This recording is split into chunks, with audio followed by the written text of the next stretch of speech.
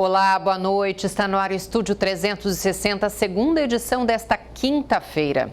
O que era para ser uma noite de festa terminou com a morte do filho de uma vereadora de Vila Velha.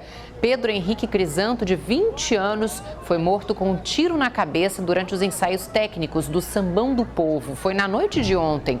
Segundo testemunhas, houve uma confusão generalizada no momento em que a Mocidade Unida da Glória, a MUG, se preparava para entrar na avenida.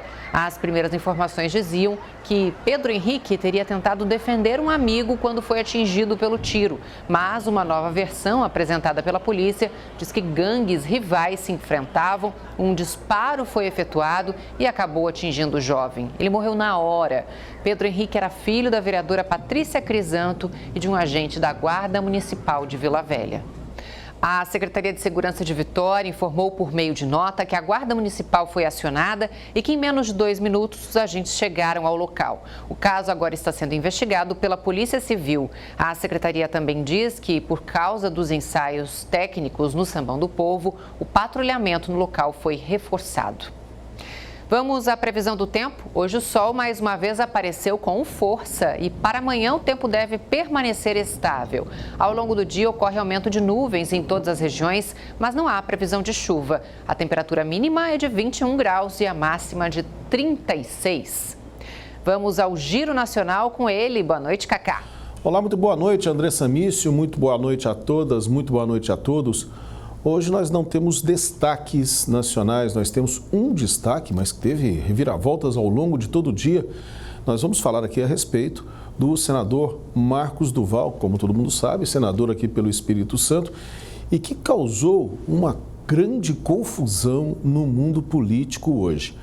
Para a gente contar essa história, pelo menos até esse momento em que ela está acontecendo, porque novas reviravoltas podem ocorrer, a gente vai primeiro exibir um vídeo do senador durante essa madrugada. Vamos dar uma olhada no que ele falou? Acaba quando me chamava de bolsonarista, o senador bolsonarista e tal. E vocês esperem, eu vou soltar uma bomba aqui para vocês. Sexta-feira vai sair na Veja a tentativa do Bolsonaro de me coagir para que eu pudesse dar um golpe de Estado junto com ele. Só para vocês terem ideia. E é lógico que eu denunciei. Lógico que eu denunciei. Bom, pois bem, não parou por aí. Ele, pela manhã, emitiu um aviso, um alerta, um comunicado nas suas redes sociais dizendo que iria renunciar ao seu mandato por questões particulares e queria retomar a sua carreira nos Estados Unidos. Marcos Duval, como você sabe, tem uma atuação na área de segurança. Ele falou que estava enfrentando problemas de distanciamento da família e tal, além de decepções com o mundo da política.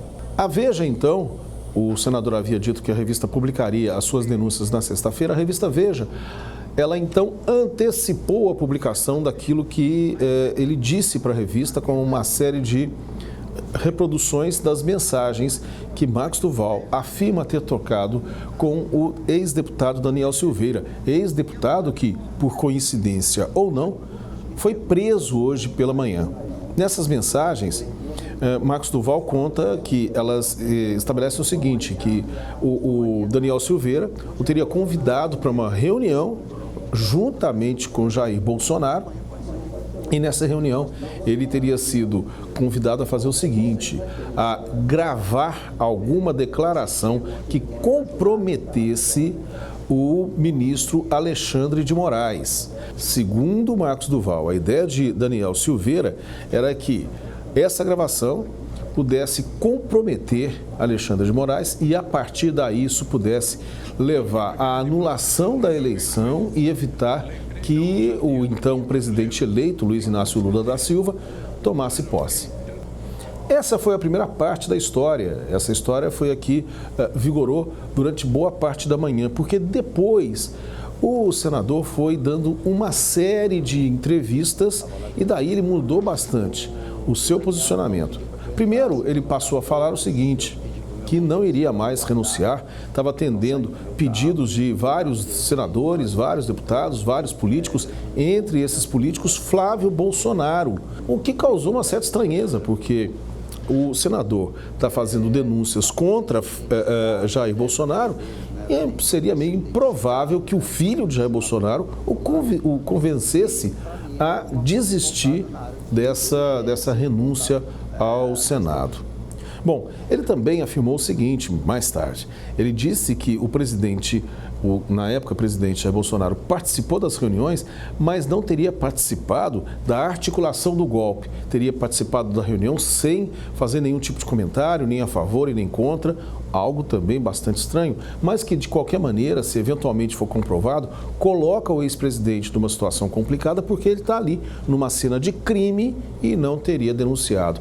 E há quem veja nessa movimentação toda do senador Marcos Duval a tentativa de complicar a situação de Alexandre de Moraes. Por quê? Porque em dado momento, Marcos Duval afirma ter levado essa denúncia ao ministro Alexandre de Moraes, presidente do TSE, e o ministro teria dito apenas o seguinte: não acredito, e não levou o caso para uma denúncia da polícia, pela Polícia Federal, por exemplo. Bom, Andressa, isso é o que a gente tem por enquanto. Vamos ver se essa história evolui ou não nas próximas horas. Obrigada, Cacá. E a seguir tem mais notícias para você. Um instante só.